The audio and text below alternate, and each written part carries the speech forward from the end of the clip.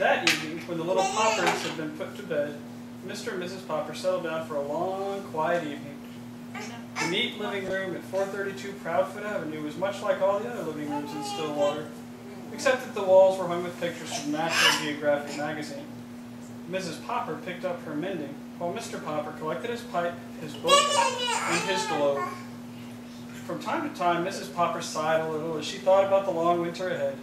Would there really be enough beans to last, she wondered? Mr. Popper was not worried, however. As he put on his spectacles, he was quite pleased at the prospect of a whole winter of reading travel books, with no work to interrupt him. He set his little globe beside him and began to read. "What are you reading?" asked Mrs. Popper. "I'm reading a book called Antarctic Adventures.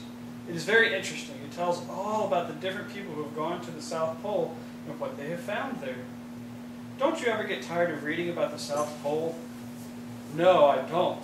Of course, I would much rather go there than read about it, but reading is the next best thing."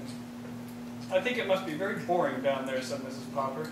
"It sounds very dull and cold with all that ice and snow." "Oh, no," answered Mr. Popper. "You wouldn't think it was dull if you had gone with me to see the movies of the Drake expedition at the bayou last year." "Well, I didn't, and I don't think any of us will have any money for movies now," answered Mrs. Popper, a little sharply. She was not at all a disagreeable woman, but she sometimes got rather cross when she worried about money. "If you had gone, my love," went on Mr. Popper, "you would have seen how beautiful the Antarctic is. But I think the nicest part of all is the penguins. No wonder all the men on that expedition had such a good time playing with them. They're the funniest birds in the world. They don't fly like other birds. They walk erect like little men. When they get tired of walking, they just lie down on their stomachs and slide. It would be very nice to have one for a pet." "Pets," said Mrs. Popper. "First it's Bill wanting a dog, then Janie begging for a kitten. Now you want penguins? But I won't have any pets around. They make too much dirt in the house. And I have enough work now trying to keep this place tidy, to say nothing of what it costs to feed a pet. Anyway, we have a bowl of goldfish." "Penguins are very intelligent," continued Mr. Popper. "Listen to this, Mama. It says here that when they want to catch some shrimp, they all crowd over to the edge of an ice bank. Only they don't just jump in because a sea leopard might be waiting to eat the penguins. So they crowd and push until they manage to shove one penguin off to see if it's safe. I mean, if he doesn't get eaten up, then the rest of them know it's safe for them all to jump in." "Dear me," said Mrs. Popper in a shocked tone. "They sound to me like pretty heathen birds." "It's a queer thing," said Mr. Popper, "that all the polar bears live in the North Pole and all the penguins at the South Pole. I should think the penguins would like the North Pole too if they knew how to get there." At 10 o'clock, Mrs. Popper yawned and laid down her mending. "Well, you can go on reading about those heathen birds, but I'm going to bed. Tomorrow is Thursday, September 30th. I have to go to the first meeting of the Ladies' Aid and Missionary Society." "September 30th?" said Mr. Popper in an excited tone. "You don't mean that tonight is Wednesday, September 29th? "Why, yes, I suppose it is, but what of it?" Mr. Popper put down his book of Antarctic Adventures and moved hastily to the radio. "What of it?" he repeated, pushing the switch. "Why, this is the night that the Drake Antarctic expedition is going to start broadcasting."